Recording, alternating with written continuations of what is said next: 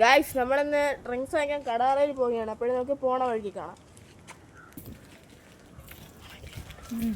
Guys നമ്മളിത് പോയിക്കൊണ്ടിരിക്കുന്ന വഴിയാണിത്. കുറച്ച് കട്ടയും ഇടുക്കൊക്കെ ഉള്ള വഴിയാണിത്. അതുകൊണ്ട് കുറച്ച് ദൂരത്തെ പരിസരങ്ങൾ വേണ്ടി വരും. ഗായ്സ് കടാറ എത്താറായിട്ടുണ്ട്. ഇവിടെ നമ്മളിന്ന് ഡ്രിങ്ക്സ് ഒക്കെയാണ് വാങ്ങിക്കാൻ പോകുന്നത്. വാങ്ങിക്കാൻ കടാറയിൽ ഇറങ്ങിയതിന് ശേഷം തരാം. ഗൈസ് കണ്ടില്ലേ, ഇതാണ് ഈ കട.